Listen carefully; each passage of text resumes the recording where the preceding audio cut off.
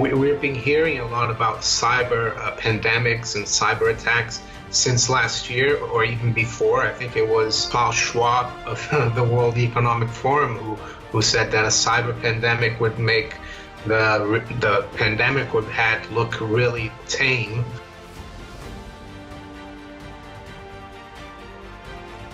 Here at Liberty in Finance, we're licensed brokers with Miles Franklin.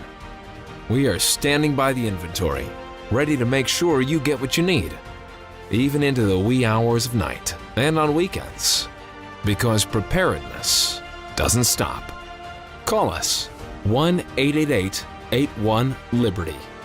That's 1-888-815-4237. Hey everyone, this is Elijah K. Johnson with Liberty in Finance. And back with us today is our good friend Mario Ineco from the Mineco64 YouTube channel. Mario, thank you so much for joining us today. Oh, you're welcome, and thank you for having me on again. I always enjoy speaking with you, Elijah. It's great to have you. And I wanted to first discuss the Ukraine-Russia war that's going on and how it's impacting things financially. You mentioned on your YouTube channel, obviously, there are a lot of political opinions out there of what is going on. But what I'd like to focus on really right now and what you focus on is the financial aspect. So how, first of all, do you think this is going to impact people in the U.S. financially?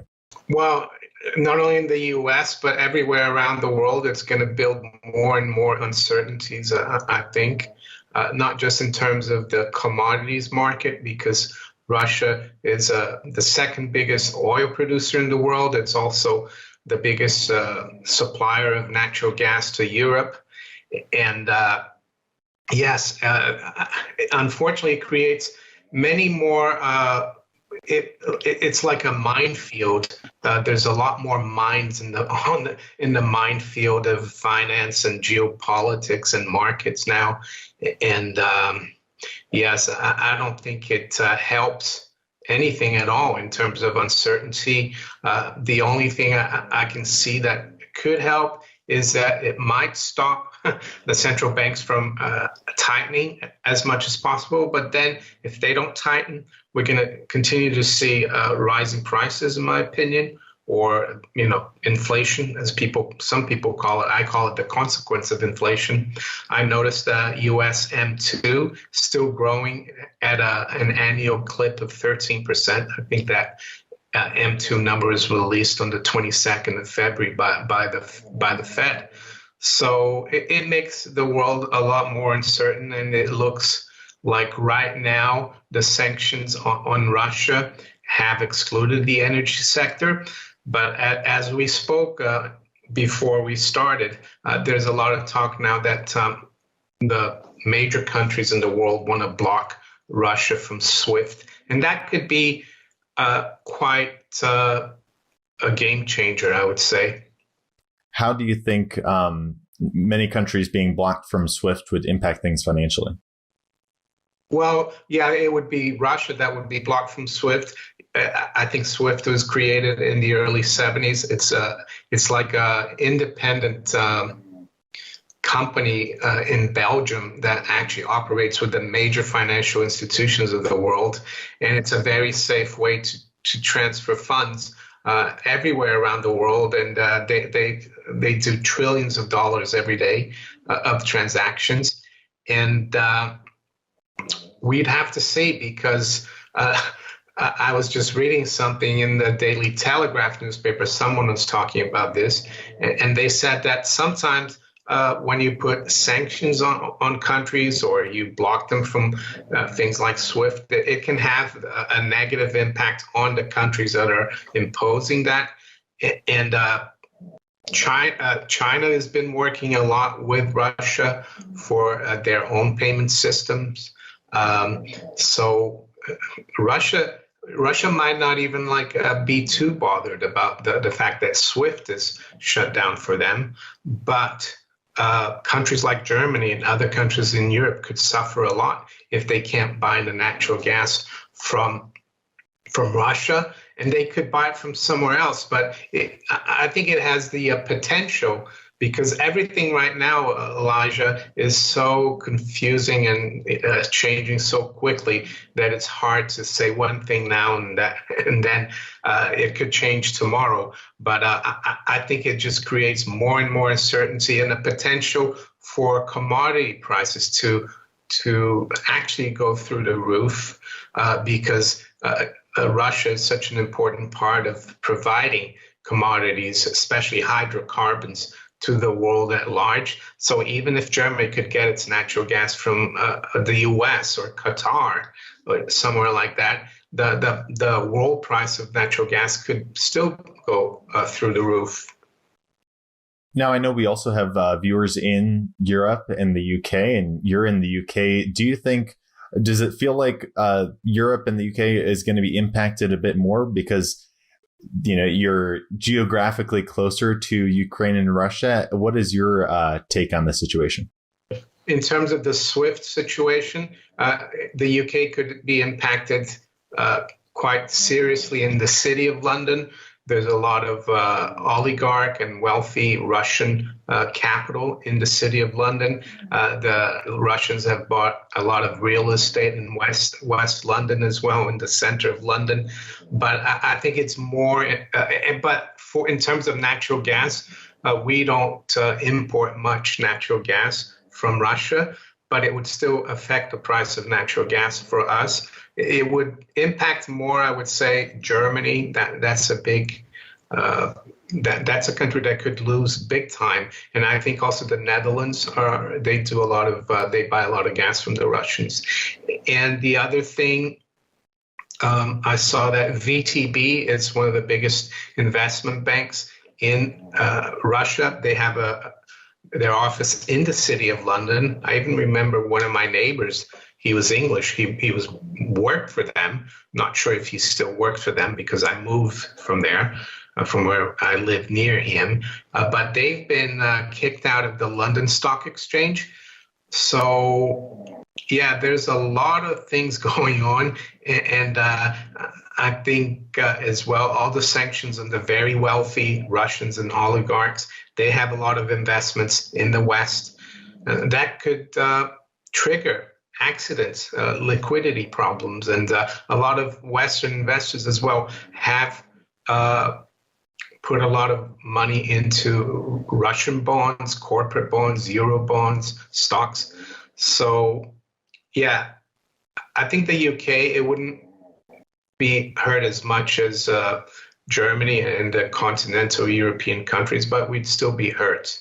You've mentioned on your channel that this situation could really increase the de-dollarization that is happening. Why do you believe so?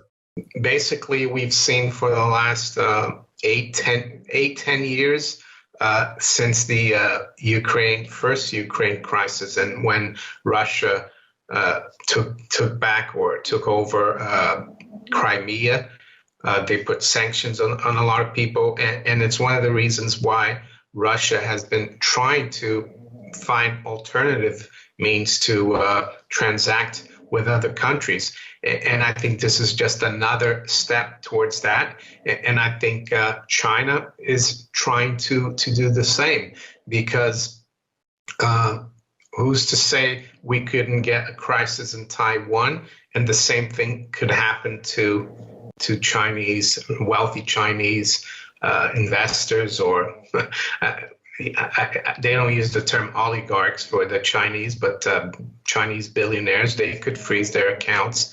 And yes, it's becoming a much more unhinged world, unfortunately. And I think the globalization that we had up until 2019 seems to be going out the door. And that's one of the reasons why I think de-dollarization is going to continue. It doesn't mean that the dollar won't be as important as a currency, but there will just be less demand for it. And we've seen over the last 12 months that even China, they've been doing a lot of bilateral agreements with other countries so that they can trade in their own currencies. They might reference the dollar for the price of their deals, but they will actually only use their currencies.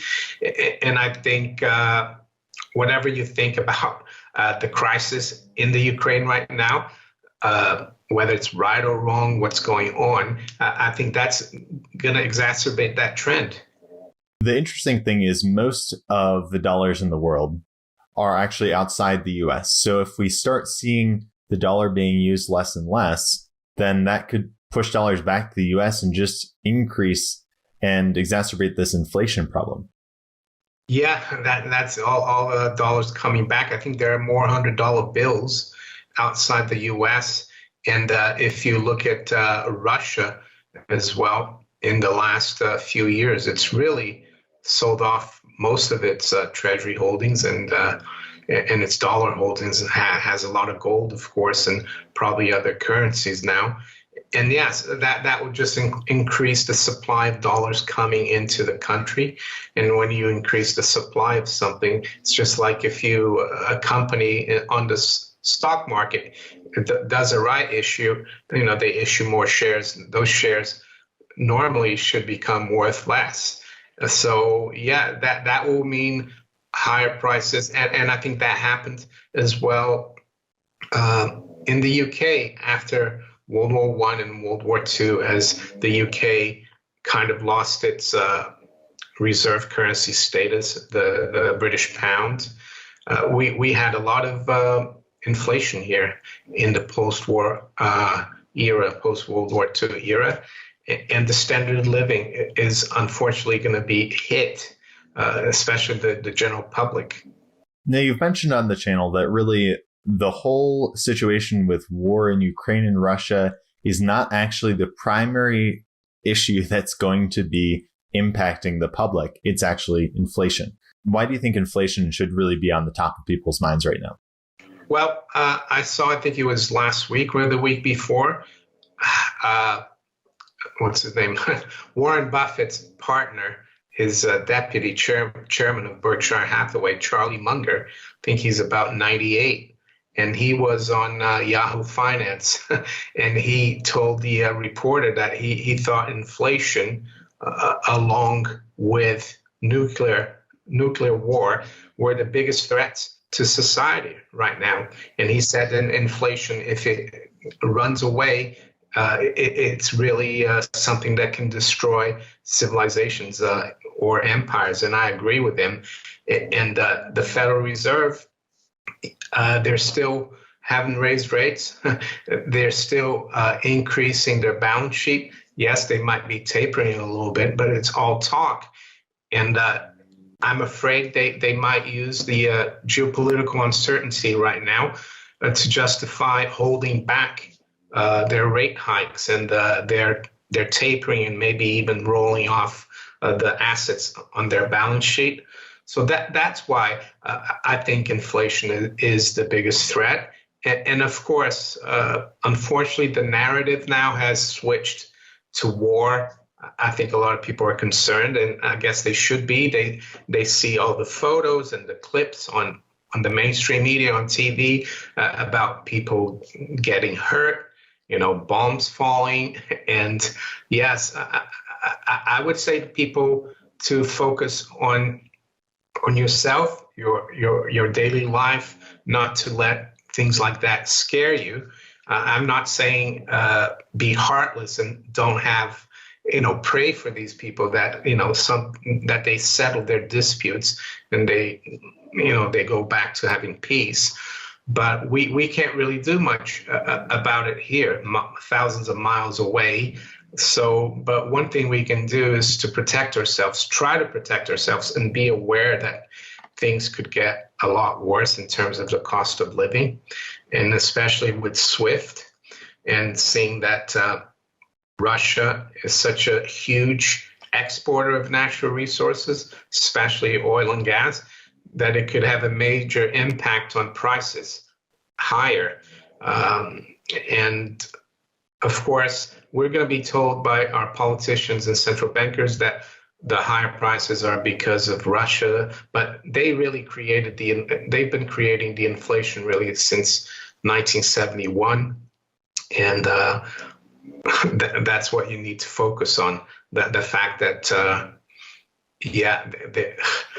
prices are not going to moderate, I don't think.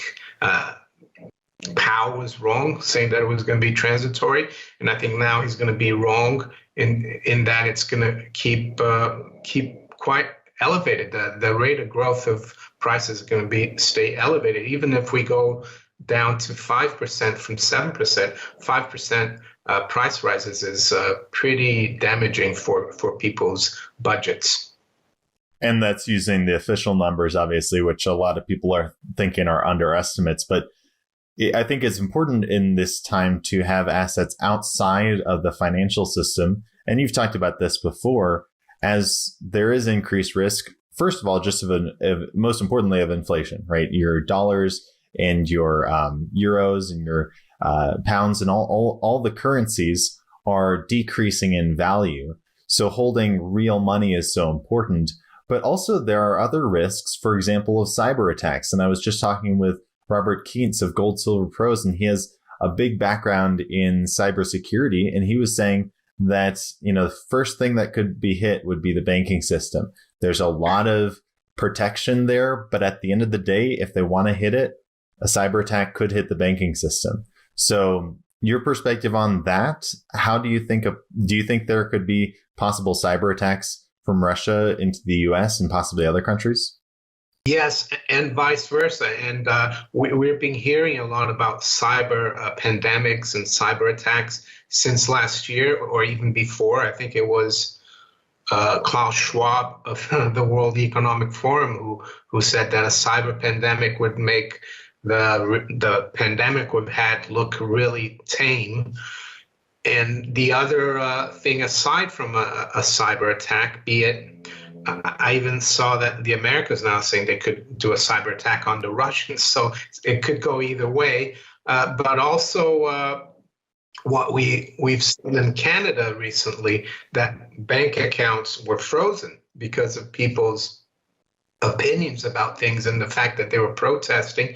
And now we're seeing as well that rich Russians and Russians abroad and oligarchs, their accounts are being frozen. So yeah, not just the cyber situation, but also political. Who's to say that if this crisis escalates and we have a real war going, and you go against the grain, you voice your opinion against the establishment, who's to say that they might not freeze your account? So, yes, if your accounts are frozen and you have some gold and silver coins or bars, that will go a long way to keep you going. I mean, you might not be able to get back into the system, but you could sell it to someone who has cash, and you can take that cash and buy your basic necessities to keep living. But I saw that Trudeau lifted that freeze. I think there's a lot of pushback, but it's worrying. So yes, it's good to have some stuff outside the system. I think that's just very telling that even though the freeze has been lifted, that it was even attempted, right? And that because of political opinions, because of protests, you can just be blocked out of your bank accounts. Yeah, just for the way you think, right? And it's strange because you look back 50, 60 years ago, or even more, bank accounts were for the very wealthy, and people of moderate means. They carried around their silver coins, or they kept their gold coins at home or under the mattress or something. But nowadays, everyone's so dependent on banking, and a lot of stuff is done online that it could cripple you. So yeah, it's very worrying, and it goes to the question of CBDC as well, central bank digital currency, and it makes you wonder whether some kind of cyber pandemic could trigger a move towards that. And politicians, central bankers will say, well, we have to do this because it's safer if you use our digital currency, CBDC. But at the same time, we've heard from the Bank of England that I think last year, one of the officials was saying that the CBDC could be programmable. And what does that mean? Well, aside from not having much privacy, the central bank and government seeing what you do, they could decide that you might not be doing the right thing. You might not be behaving like they want you. And they could ration your spending. They could freeze your account. So, yeah, it's very concerning. And I think I don't want to sound conspiratorial, but I think a lot of the so-called conspiracy theories have become fact. And I think they're trying to drive us into this digital, world where we can't really get out of it. And that's why having something outside that system is a good thing. Now, before we let you go, I wanted to touch on one last subject. We saw just a few days ago when Russia first invaded Ukraine, we saw the markets react. We saw the stock markets fall and we saw precious metals rise sharply, and then they reversed. So your perspective on that, why your take on that, why did the markets reverse? And it seems like the stock market's up now and precious metals are down. It seems so counterintuitive. Yeah, I think a lot of it has to do with the sanctions, maybe. I don't know, a little bit with manipulation. I think it was on Thursday when the markets were down a lot and gold and silver were up a lot. There's a huge seller of puts in the NASDAQ, I think in the NASDAQ. So when you sell puts, it's like buying the market, and it triggered a rebound. The other thing about the sanctions, I said, is that the sanctions right now are quite toothless. Like I saw a headline yesterday saying that the U.S. government said they've excluded energy from the sanctions because they don't want American consumers to suffer with higher oil prices. So maybe that's why the markets rebounded. And maybe, it's just the volatility as well. And gold and silver. Yeah, I remember on Thursday morning, I was doing my video here in London, and gold had broken through 1920, which is a key level. It was at 1940. And by the time I published my video, we were trading 1975. And then we came right back down to like 1877, silver as well. But I think it's going to become or get even more volatile. But it doesn't mean to say that, it's not the right place to be. I just think we're going to have days in the future where you're going to get moves of $5 to $10 in silver intraday and gold 100 to 200, the higher we go. But looking at the bigger picture, I think the shift from paper assets, stocks, technology, and bonds to hard assets is still going. If you look at the year-to-date numbers, I think the NASDAQ is down 12%. The commodities generally are up about 10%. GDX and GDXJ are up for the year, and so are gold and silver. And stocks, as I said, are down, and so are bonds. So yes, day to day, you can see a lot of move on volatility, but I think we need to keep a view of the bigger picture. When it comes to this price volatility, we were just interviewing Andy Schectman, president and CEO of Miles Franklin, and he was saying that typically you see this price volatility before you see a huge move to the upside. Your perspective on that? Oh, yeah, definitely. I agree with him. And right now, if you look at the monthly chart of gold, there's like a pennant forming, and we've broken out of that pennant, and it still looks like a breakout. It's just that the we're down from like the highs. And yes, the more we're close to a breakout, the more volatile things get. And also it's a sign of the uncertainty, geopolitical uncertainty does affect the markets. It would be interesting to see on Monday or Sunday night when the markets open, the futures, And if we get more news about Swift, I think that could be another thing to create more volatility. But I think you just need to hold on.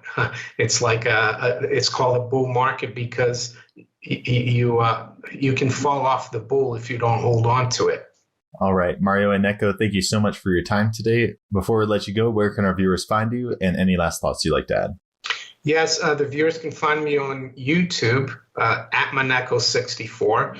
I'm also on Twitter quite a bit, and I do post on other platforms. But if you watch my videos on YouTube, you'll see which ones those are.